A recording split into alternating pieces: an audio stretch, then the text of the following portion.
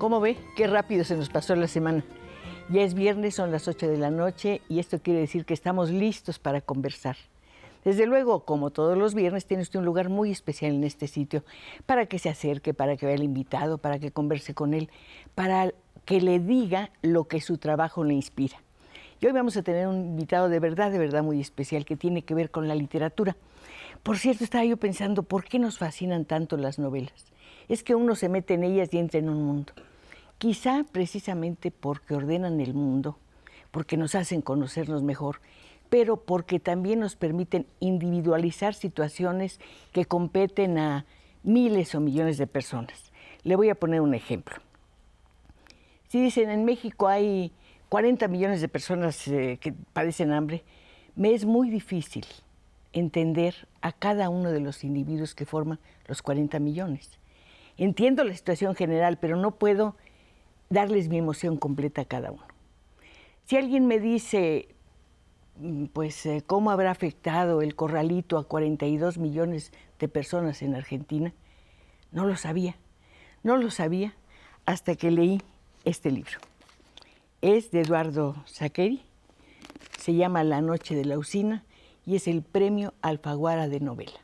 Aquí han estado todos los ganadores de este concurso maravilloso y no sabe la alegría que me da tener ahora justamente Eduardo.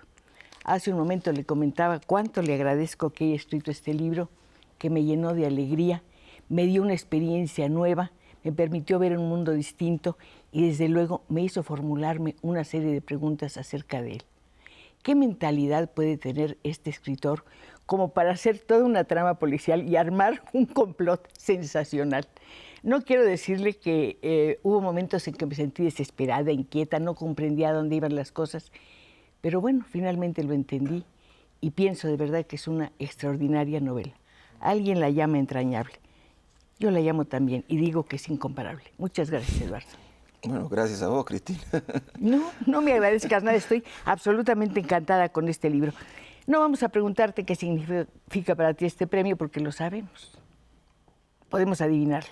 ¿Qué significa en tu exitosísima carrera? También lo podemos imaginar.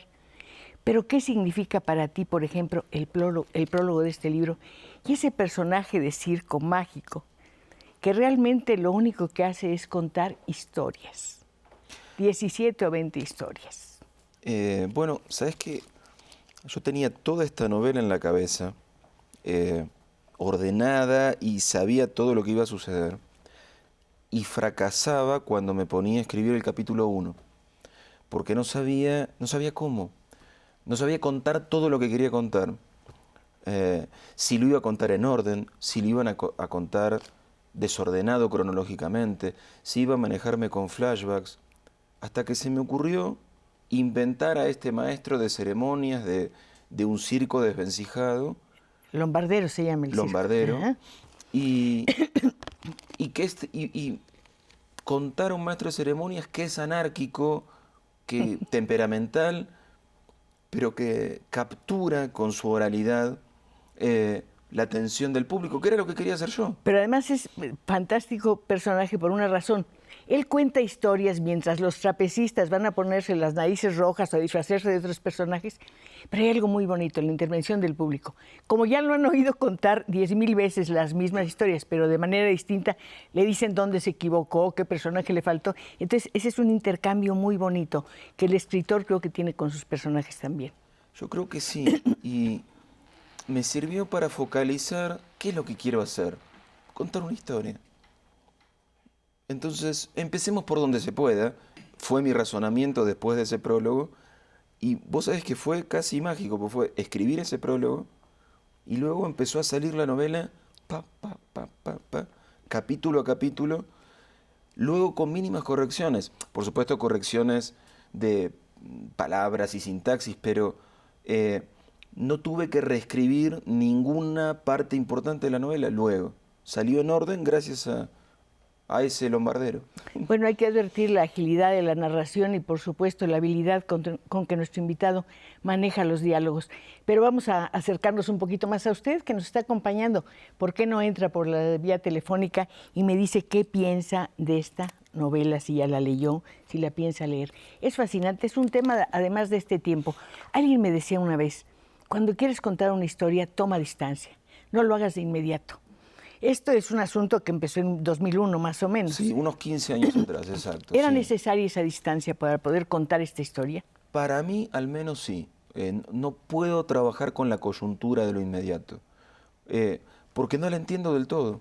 Una cosa es sufrirla, experimentarla, que eso nos pasa a todos, y otra cosa es entenderla. Y para ese entendimiento, que es previo a poder narrarlo, yo necesito que se aleje de mi vida.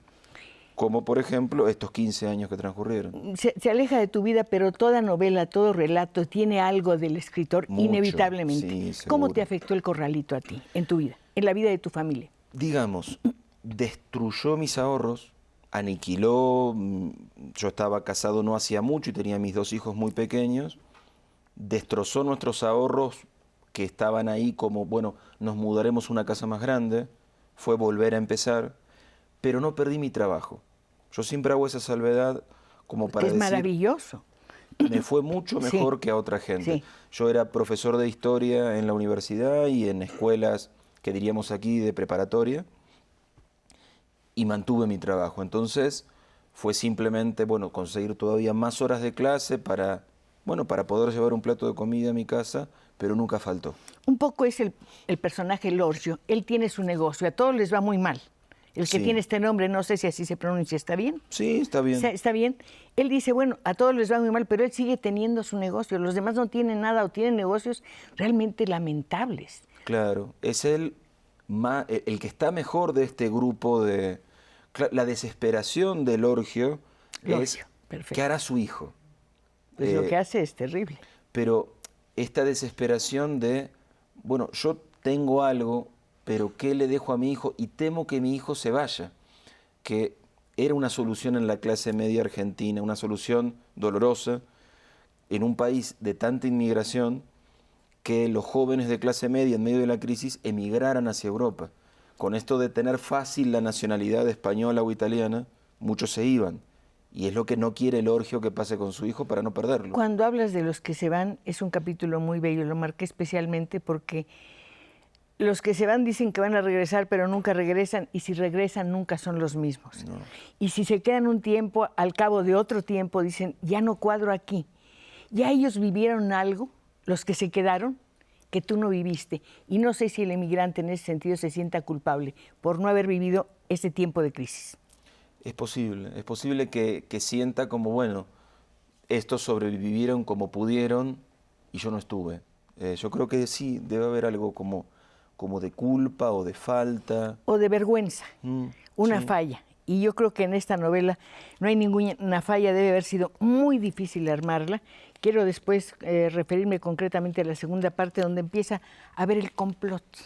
Estas personas que han sido oprimidas, desfalcadas, pues realmente robadas, no puedo llamarlo de otra manera, piensan en algo maravilloso, en una venganza, pero en una venganza justiciera, digna, inteligente, que a final de cuentas reditúe un beneficio para los demás. En ese sentido, yo pienso que esta novela es un gran canto a la solidaridad, a la dignidad y a la amistad. Bueno, mientras la escribía me rondaba una idea que he visto 1000 veces escrita, que es esto de que nadie se salva solo. Y coincido. Y es verdad. Yo creo que es cierto. Es más, si existe la posibilidad de redimirte solo, no tiene gracia. Y creo que estos personajes van un poco por esa idea. Mejor dicho, por la idea contraria de, bueno, juntémonos e intentemos algo juntos. Solos son demasiado frágiles, demasiado poca cosa. Cuando empiezan a planear su venganza, digamos, son compañeros, pero después se vuelven conspiradores. Uh-huh. Son Sí, conspiradores como de una novela justamente de ese tipo. Sí, te agradezco, Cristina, que los eleves a la categoría de conspiradores. Es que son conspiradores. Un poco torpes. Pero lo hacen torpemente, pero lo hacen muy bien. Y ellos te están demostrando lo bien que lo hicieron, ¿eh? No se Sí. les va un solo detalle en la última parte. Cuidan todo. Y eso es lo que te quiero preguntar. ¿Tuviste que estudiar algo acerca de explosivos? ¿Tuviste Sí. que ver películas policiales como Perlacio, no?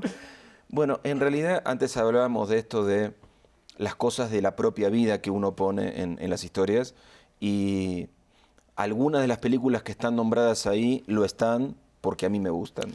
Bueno, nombras una película que pensé que nadie había visto, que es una de las más bellas que recuerdo, que es La princesa que quería vivir.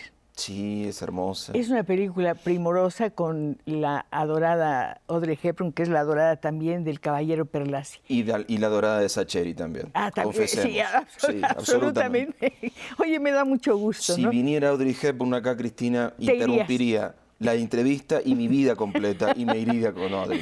Debo confesarlo. Te imagino tomando café frente a Tiffany's con este maravilloso Dios. personaje. Ahora, yo también mencionas una película fantástica que es Scaramouche. ¿Con quién te quedarías? ¿Con Eleanor Parker o con Janet Leigh? Con Audrey Hepburn. Con él, aunque no salga en esa película. No importa, siempre. Un canto al cine y al fútbol. Tiene mucho de cinematográfico la narración, la velocidad es tremenda. En el cine no hay momento de quietud, es raro el momento de quietud. Sí. Y en esta novela no hay quietud, ni siquiera cuando los personajes están reflexionando. Reflexionan pero caminan o fuman o algo pasa. Sí, es cierto. Bueno, ahí creo que está ese amor que yo te decía por contar una historia. Y me pasa como lector.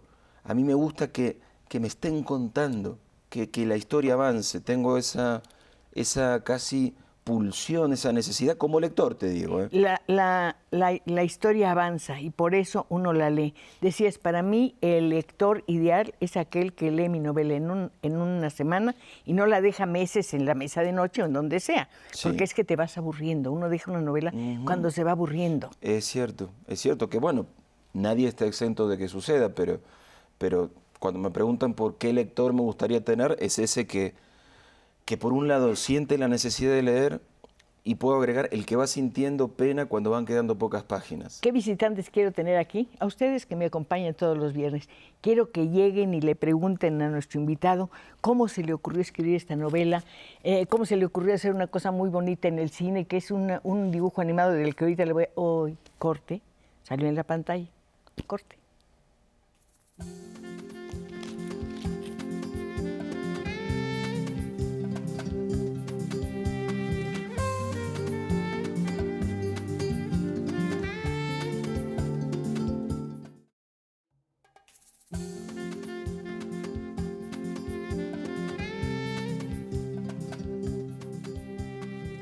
Bueno, ya se empezaron a animar a entrar a este estudio a través de nuestras líneas telefónicas. Me encanta su presencia y a nuestro invitado también. Erandi Cedeño dice, les llamo porque me encanta su programa de la señora Cristina y quisiera felicitarla porque todos los días está ahí, llueva, truene o relampaguee, pero cómo no voy a estar si aquí aprendo muchísimas cosas y además estoy cerca de ustedes que son mis amigos. También a su invitado porque a mí me caen súper bien los argentinos. ¿Ya oíste? Después te voy a dar todas las llamadas. ¿Por dónde empezaste a hacer la novela? Hay quien dice, yo empiezo por el título y el título me dice lo que va a seguir, o parto de un personaje. En este caso... ¿Arístides fue el que te dio el...? No, Arístides fue el que me dio el empujón para escribirla. Ah. Pero yo había escrito otra novela ambientada en el mismo pueblo que se llama O'Connor, ahí en medio de la pampa, con algunos de estos personajes. La novela se llama Araoz y la verdad. Y aparece Perlassi y los hermanos López. Que son y encantadores, Belaúnde. los dos son encantadores. Me fascinan. Y cuando estaba terminando de escribirla, me topé con una nostalgia enorme de abandonarla, de abandonar ese lugar. Me dije, alguna vez voy a volver a contar otras cosas de esta gente. Y bueno, esas otras cosas tenían que ver con cómo habían sido estafados, cómo se habían recuperado, qué habían hecho. Por eso es casi como una consecuencia de aquella otra novela.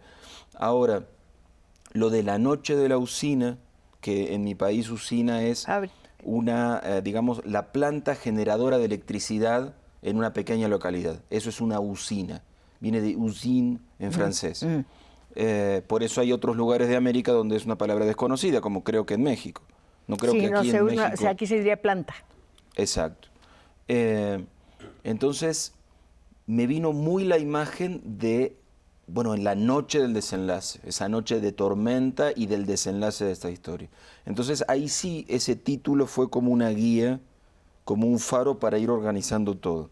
Pero te digo, Cristina, que me pasé más de un año organizando la historia sin escribirla, porque sentía que si me ponía a escribir tenía tantos vericuetos, Sin escribirla. sin ponerme concretamente a escribir, sino haciendo ¿Un mapa? fichas, un mapa, como si fueran esas notas que uno toma cuando es estudiante, que globos con texto Sí, y pero luego flechas. pasa con esas notas que las tienes tomadas y en el momento que escribes tu tesis o tu tarea, las olvidas.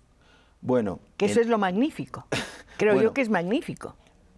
a mí me costó, claro, ese momento de pasaje, de organizar toda la historia, que como te digo, me llevó más de un año, a concretamente la escritura. Fueron como esos dos momentos. Las descripciones en general son magníficas, son muy detalladas, entras en la intimidad de los personajes, uno lo siente respirar, asustarse, siente cómo huele su tabaco o su mate o lo que sea. Pero estos personajes, ¿cuál fue el primero de todos que te habló directamente? Que dijo, tomó la mano y dijo, levantó la mano y dijo, yo quiero hablar. Yo creo que es el líder del grupo, Fermín Perlassi, Maravilloso. Que, que creo que es un poco el alma del asunto.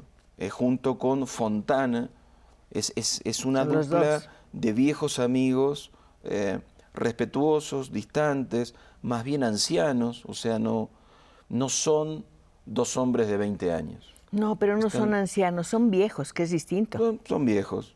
Pero Está no son bien. ancianos. ¿Y por qué lo diferenciarías, Cristina? Porque es una cosa, un anciano, la palabra, con todo respeto lo digo, no se vayan a disgustar, ser viejo no es malo, es como si a uno le diera miedo decir la palabra porque quiere decir que ya no estás nuevo, lo digo entre comillas. Ajá, bueno. Un anciano piensa una persona en una silla, en Sí. una silla meciéndose y haciendo calceta No, o estos con son los lentes entonces aquí. Estos son viejos. viejos luchones, Ujú. que además tienen un sentido de la dignidad absolutamente extraordinaria. Y conste que no digo que la ancianidad sea una expresión que quiera molestar yo a nadie, pero yo pienso que decirle a una persona que es vieja es muy bonito. Bueno, quedemos entonces con que son dos viejos con mucha iniciativa. Además, Perlace tiene una historia muy bonita. Fue futbolista y tuvo fama. Sí, yo creo que Perlassi es un personaje modesto y su fama también lo es. Quiero decir, es una fama de los años 60. Sí, pues no había las bolsas de dinero, ni la televisión, Exacto. ni la Entonces, publicidad en se el convirtió fútbol. en jugador de fútbol, fue a Buenos Aires, triunfó, pero ¿qué era triunfar? Salir 2 veces en el diario y Y una en la regresar al tele. pueblo con un dinero como para comprar la gasolinera y pensar en vivir tranquilo. Fin de la fama. Sí. Es como una fama de pequeña escala. Pero le da una condición física a ese hombre el hecho de haber sido deportista.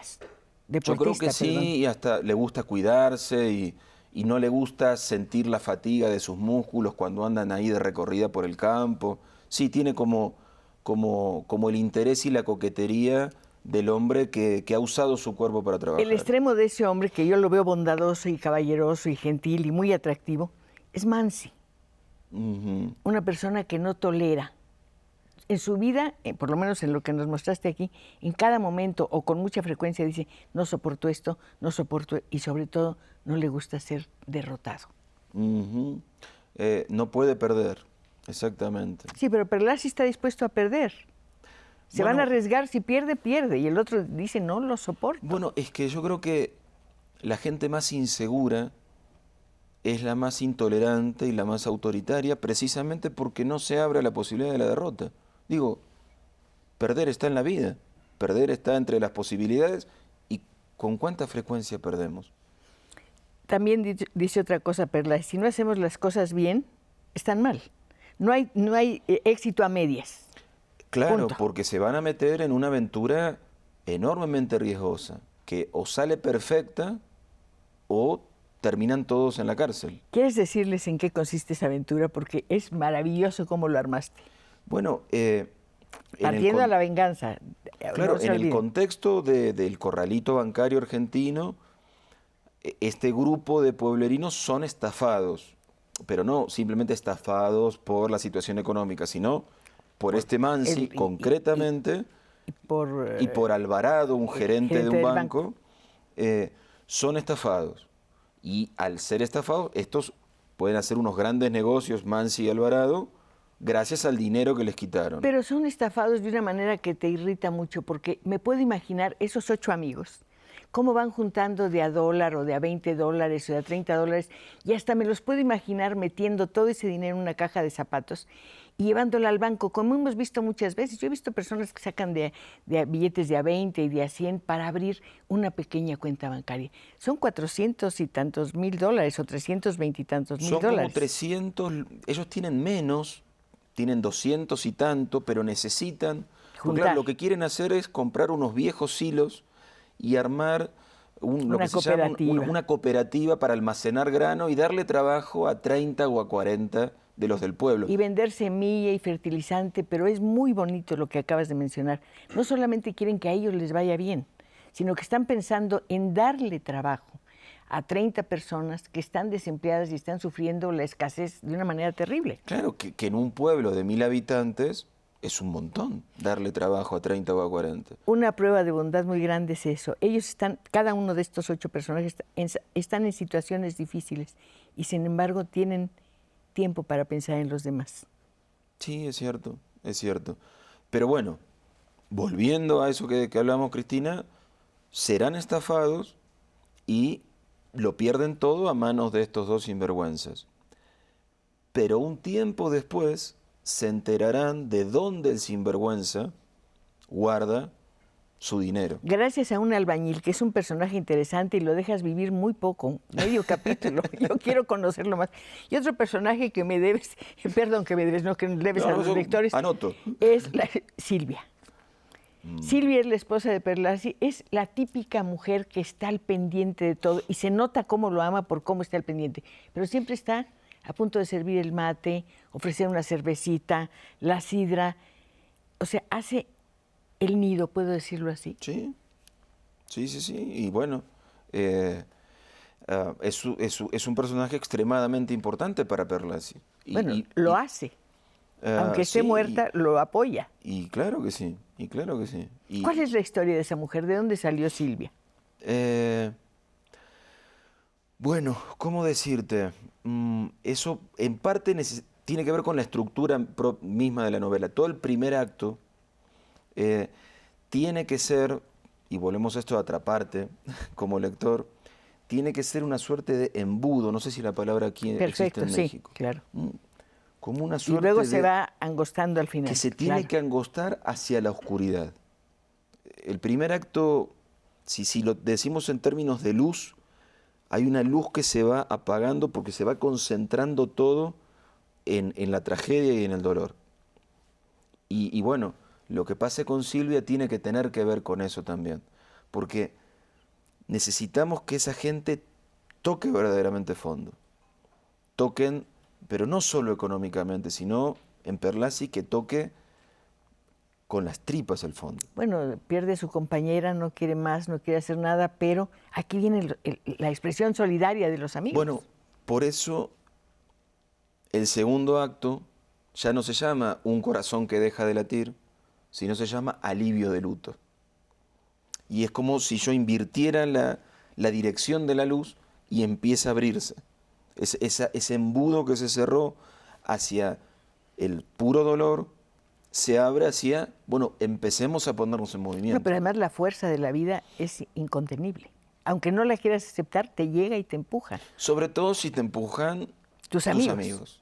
Porque cuidado, Cristina, que cuánta gente también uno conoce que queda perpetuamente en el dolor, en esos duelos irresueltos. Es una fascinación morbosa, creo yo. Yo creo que sí. Hay personas que dicen, es que pasó años en tal condición. Es duro perder a alguien que amas, pero precisamente por haberlo perdido y porque no está, tienes que vivir lo que ya esa persona no puede hacer. Yo creo, de alguna manera. Yo creo que sí, pero claro, eso es ponerse en movimiento. Yo creo que donde uno empieza a dar pasos, va dejando atrás ese lugar de solo dolor, de único dolor. Ellos dan pasos, estos 8 hombres dan pasos hacia una hacia una situación extrema. Saben que lo que van a hacer puede representarles la cárcel o morir. Sí. Y sin embargo dicen, lo vamos a hacer. ¿Saben qué van a hacer? Van a recuperar los 320 y tantos mil dólares, no sé exactamente la cantidad, que tiene Mansi guardados en una especie de fosa. Y Perlassi dice, vamos a tomar todo el dinero, le pregunta, dice, no, nada más lo que él nos quitó.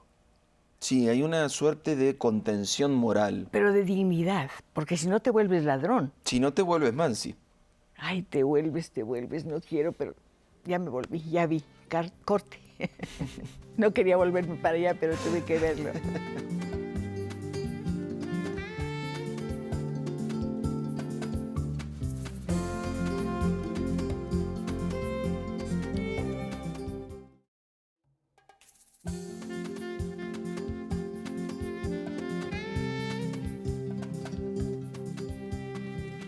No, les pongo bien el libro para que lo vean. A lo mejor usted se le hizo tarde, no pudo llegar a tiempo, no vio el principio del programa y dice, bueno, ¿de qué están hablando ahora? Pues estamos hablando con el autor de esta novela, es Eduardo Sáquer, y véalo, aquí está. La novela se llama La noche de la usina, es premio Alfaguara de novela. Es fascinante, es conmovedora, está muy bien escrita, los diálogos son... Uno hace de cuenta que está hablando, es más, hay momentos en que se adelanta a lo que va a decir uno de los dos personajes, porque son completamente lógicos. No sé cómo haces esos diálogos. ¿Los lees en voz alta? ¿Cómo trabajas? Suelo leerlos en voz alta. Es importante. Sí, porque creo que si uno no lo hace, corre el riesgo de alejarse de la oralidad y de volverlos solemnes o artificiales los diálogos. Horrible. Que es muy complicado cuando pasa. Cuando uno ve eso en una novela o lo ve en el cine, ¿viste cómo uno toma distancia de lo que está viendo? Siente, no me lo creo ya. Por eso me parece tan importante repasar los diálogos en voz alta y claro, y va pasando eso que tú dices, Cristina, uno va pudiendo anticipar lo que el personaje va a decir. Casi lo dices antes que lo diga él. ¿Qué es lo que nos pasa con la gente? Todos nosotros tenemos ciertos modos, ciertas maneras, ciertas salidas frecuentes en nuestras conversaciones. Por ejemplo, Rodrigo con su padre, las conversaciones son muy encantadoras. Son breves, pero uno siente el afecto que se tiene. Sí, afecto, sí. No son muy de decirlo. No hace falta. Es la forma en que el padre le pone la mano en la nuca, por ejemplo, de pasadita. Sí, es cierto. El otro dice, nos vemos luego, y cosas así, pero el tono en que lo dice, y es un tono que uno adivina. Esta es una novela muy interesante, los personajes más importantes, más fuertes son 8 hombres. Hay una mujer, ya hablé de ella, Silvia, y hay otras 2. Esther, que es la esposa de Mansi, y la hija de Mansi, que nunca habla, y luego está Florencia, la secretaria de Mansi, que es una bellísima muchacha, que nunca se entera de que su patrón es un canalla. Claro, no sabe nada. La belleza la salva, es bella e inocente, claro. La belleza y la inocencia te hacen una burbuja alrededor, ¿no? Sí, por lo menos a los ojos de Rodrigo, que la verá y quedará definitivamente enamorado. ¿Por qué las mujeres no hablan? Casi ninguna habla. Bueno, en este caso tiene que ver con mi novela anterior, aunque no tengan nada que ver una novela con la otra, donde hay una joven de 14 años que está todo el tiempo hablando, o todo el tiempo pensando que es Sofía. Sí, entonces odié a su madrastra, me cayó muy mal.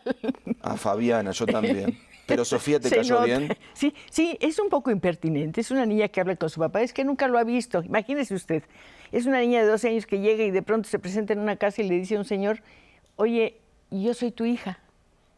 Fuerte. Cosas que pasan también. No me imagino la situación, ¿eh? Nunca lo he vivido, no... No, pero bueno, yo de oídas son cosas que uno a veces se entera. Pero digo, venía de esa novela donde hay un personaje femenino muy joven, esta Sofía, y sus 14 impertinentes años. Muy impertinentes, sí. Pero por eso volví a una novela muy masculina, como es cierto que La noche de la usina, las mujeres están y son importantes, pero están siempre como mediadas y vistas y sentidas por los hombres. Es una novela masculina y usamos la palabra fraude y la palabra venganza. Es dura, pero no es cruel, es solo violenta cuando es necesario. ¿Cómo mediste la violencia? Bueno, creo que por ser fiel con estos personajes que son medidos, porque ellos no planean aniquilar a Mansi. Como bien dijiste Darle antes, una Cristi, lección. hay una cuestión de recuperemos lo que nos arrebataron, pero no hay una voluntad ni de matarlo, ni de incendiarle sus propiedades. Bueno, no lo matan, pero casi lo vuelven loco con las famosas alarmas Bueno, y apagando la luz y pe- haciendo un montón pero de es que es muy cosas. difícil desactivar una alarma, Cristina. Por Para eso mí, te pregunté si habías estudiado. bastante, bastante. ¿Quién te enseñó a desarmar una? ¿Cómo No, pusiste los explosivos? ¿Quién te eh, enseñó los personajes? Lo de No. los explosivos estuve mucho en internet, es una ventaja ahora todo lo que Sí. uno encuentra en internet. Te confieso que cuando estaba tan metido en esto de la dinamita, yo pensaba, si esto está siendo leído, mis búsquedas, en algún lugar de la seguridad argentina o de la CIA, van a pensar que soy un armador de bombas. Te van a Realmente, por decir, ¿qué hace este hombre tanto investigar el poder destructivo de la dinamita? ¿En qué anda? Pero además el graffiti que aparece en la usina, que es movimiento justiciero, Sí, es porque ese anarquista día les robaron, libertario. ¿verdad? ¿Eh? Yo me imagino que la fecha es porque ese día les robaron. Ah, no, Cristina.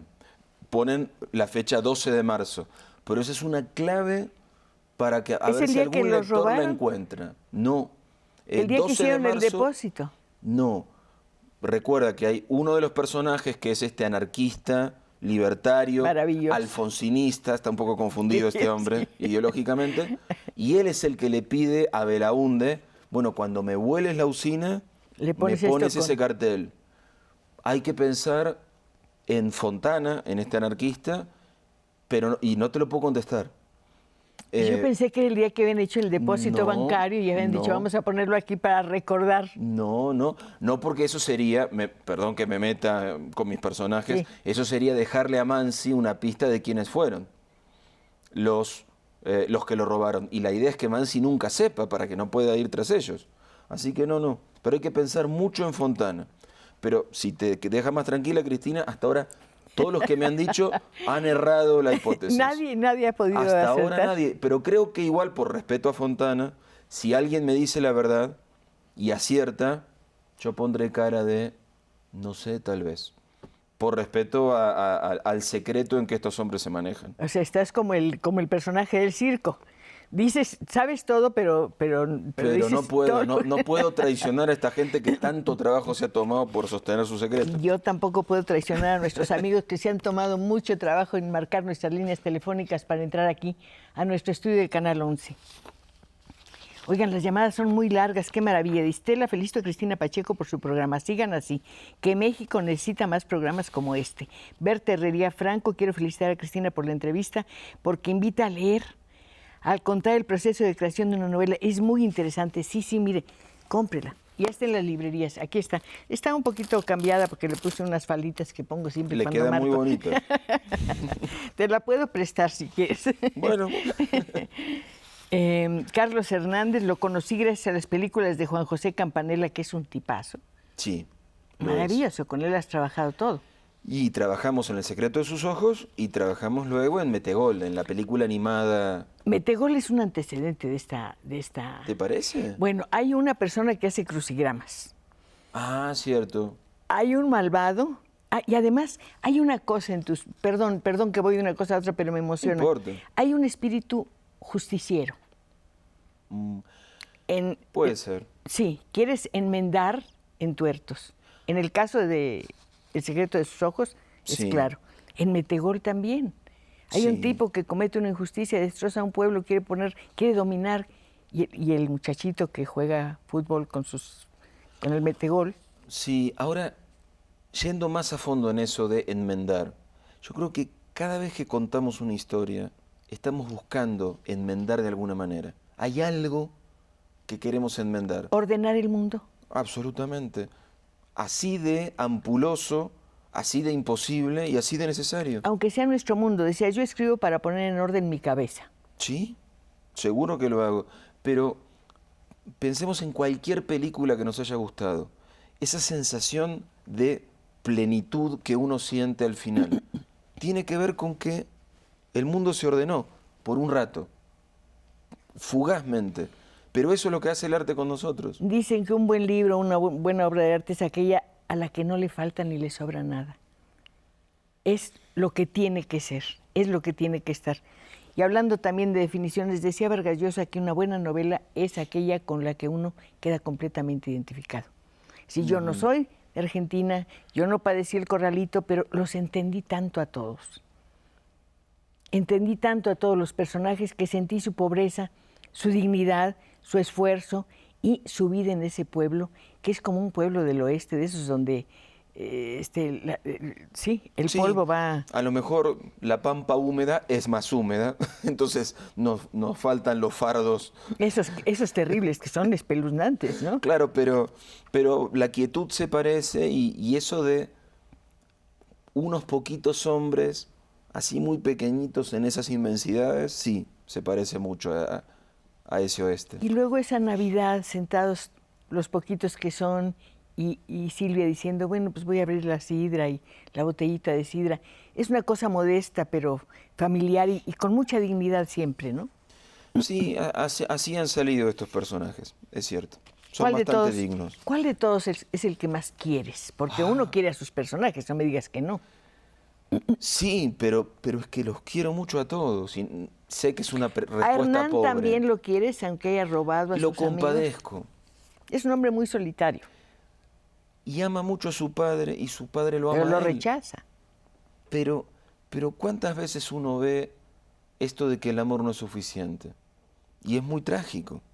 Uno podría pensar, basta con quererse. Pero hay gente que aunque se quiera, nunca congenia. Y Hay que decirlo o encontrar la manera de decirlo. Sí, pero ¿no te ha pasado pensar Sí, me ha pasado. en la gente a tu alrededor? Sí.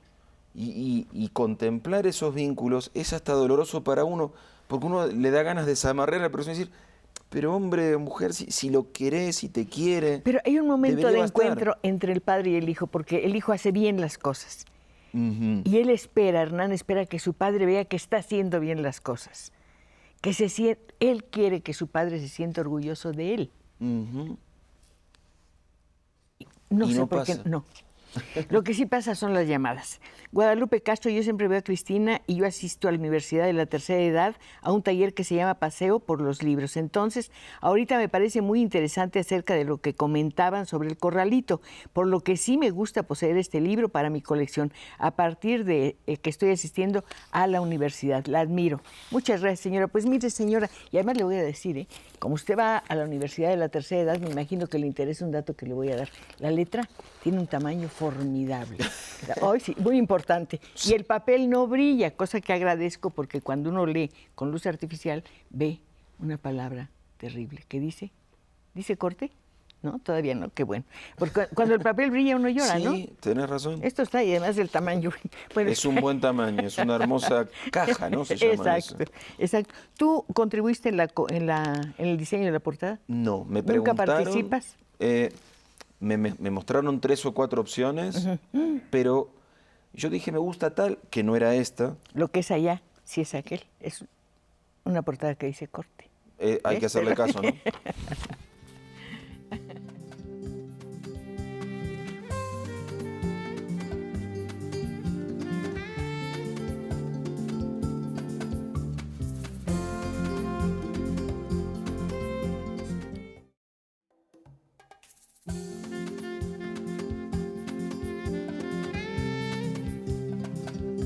La cinta. Estábamos hablando de cine, de una película maravillosa que se llama Para vergüenza de Buda. Si la ve por ahí, consígala, cómprela, pídala prestado, lo que sea, porque es una maravilla. Pero en fin, vamos a las llamadas. Juanita Ruiz, me gustaría leer, estoy leyendo las enseñanzas de Buda, entonces ve el programa, me encanta y me interesaría saber su nombre, ya que luego voy a buscar el libro. A ver, ¿cómo se llama? Aquí está, La noche de la usina, mire. Eduardo Saccheri, se pronuncia así con Che, pero se pronuncia con C, Saccheri. Es italiano y Sí, es por Saccheri. eso. Todo el mundo Perfecto. lo dice Saccheri, pero te agradezco la delicadeza. Lo voy a buscar el libro mientras me empapo con la entrevista y ahora se me hace muy interesante lo que dicen. Mari Yáñez te pregunta, ¿cuál fue tu primera obra? Mi primera obra fue un libro de cuentos en Argentina. Yo empecé a escribir relativamente tarde, digo, no es que empecé en la adolescencia y no me detuve. No, empecé a los 25, 26. ¿Antes qué hacías? Estudié licenciatura en Historia ¿A ser maestro? e inicié una carrera académica en la universidad y en escuelas de preparatoria. Y empecé a escribir por hobby, por deseo, porque descubrí que me hacía bien. Y entonces empecé escribiendo cuentos.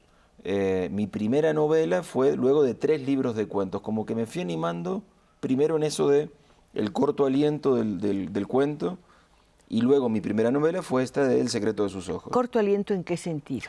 En el sentido de que, si bien un cuento tiene sus complejidades y Complejísimas. muchas, la escritura en sí a lo mejor te lleva 2 días, 5 días, 2 semanas. Entonces, en esa inexperiencia mía de ensayo y error, yo sentía que, bueno, en 5 días o en 7 días o en 2 semanas, yo tenía un cuento finalmente. Bueno, malo, regular, modificable, mejorable, pero era un cuento.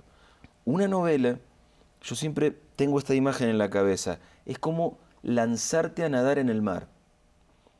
En el sentido de que es un día, es una semana, es un mes, y tú levantas la cabeza y hay nada más que agua alrededor.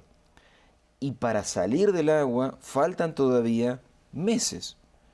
En ese sentido, yo necesité varios libros de cuentos para lograr, ¿sabes qué? La serenidad de pensar, bueno, hay nada más que agua, pero ya voy a salir. Es por aquel lado. Tengo que seguir nadando y tengo que seguir sin sentir el suelo bajo mis pies todavía por un largo tiempo. Eso me lo dio, como te digo, la experiencia de varios libros de cuentos. ¿Hay un momento en que quieras cerrar la escritura de un libro? Cerrar la puerta. Por mi manera de escribir, que tiene mucho de preparación previa. ¿Cuál es tu manera? No sé. Planifico, armo la historia, organizo, y te diría que recién, cuando sé muy firmemente dónde termina, recién ahí empiezo con la escritura. Por eso, suponte, el epílogo, cuando tú te topas con el epílogo de este libro, yo tenía más o menos ese epílogo en mi cabeza antes de escribir el prólogo de Lombardero. Entonces, no todos los autores hacen lo mismo. El prólogo podría ser un cuento maravilloso. El prólogo solo. Es que ese personaje es fascinante. Bueno, no sé si has notado que en general escribo en capítulos muy breves. Me queda de mi época de cuentista. Me quedó eso, de Además, abrir y cerrar. facilita la lectura en Sí, cierta ¿no? forma, porque es un descanso. Claro, como que uno puede decir, bueno, me detengo aquí junto con tal capítulo y luego retomo. Sí, es cierto. Yo no dudo que hayas tenido apuntes y demás, pero supongo que esto se complicó en la medida en que te fuiste acercando al hecho del complot. Yo insisto en eso porque hay tal cantidad de detalles cuidados que además uno de pronto va viendo lo que hacen los personajes y hablas, por ejemplo, de las pisadas en el lodo. Y uno piensa, chin, se van a ver las pisadas en el lodo, pero es que ya lo habías pensado. Ya se van a cambiar de zapatos después, cuando sea necesario. ¿Cómo hiciste todo eso? Bueno, ahí está la planificación que te contaba, Cristina. ¿Cómo decirte? Fui tomando problema por problema, Eso sí. como juntándome con los complotados, armar el complot y a cada situación abrirla en sus posibilidades antes de escribirla. Suponte, si la novela en sí me llevó 2 años, me llevó más de 1 toda esa preparación. Tengo un cuaderno lleno de anotaciones que abren cada, suponte, primera vez que suena la alarma. Y de ahí salen un montón de cosas, Claro. pero analíticamente, es decir, como un esquema. Y luego uno se topa en la novela con 4 o 5 capítulos que darán cuenta de eso. ¿Los hermanos López habrán aprendido a manejar o no? Te pregunto porque ellos están en una situación muy difícil, que no avanzan y no sabe hacer las cosas y demás. Me imagino que así pasa cuando uno está escribiendo algo, que te esfuerzas y no pasa y alguien te dice, no, dale otra vez, no, vuelve a empezar. Es un poco eso, ¿no? Es un poco, aunque te confieso que estos hermanos López tienen un optimismo frente a la vida y frente a sus propias limitaciones del que yo carezco. Porque lo que a mí me gusta de esos hermanos López es que son un tan desastre. hermanos, pero son tan Y hermanos. son absolutamente hermanos y viven peleándose, pero no pueden imaginarse trabajar en un sitio distinto cada uno. Bueno, exacto, para que se den idea, los dos podrían aprender a manejar y manejar 2 camiones. Y uno dice, no, nada más mi hermano va a aprender a manejar porque así yo soy su copiloto, soy el navegante y entonces siempre vamos a estar juntos. Me parece un hermano maravilloso, ¿no? Sí, pero al mismo tiempo viven peleando. Y Pero sin es embargo, necesario. sí, evidentemente sí, pero se tienen una fe. Eso es lo que me conmueve a mí de ellos. Yo no me tengo tanta fe. Lunica, este nombre nunca lo he oído, qué bonito, Lunica, ay, qué lindo.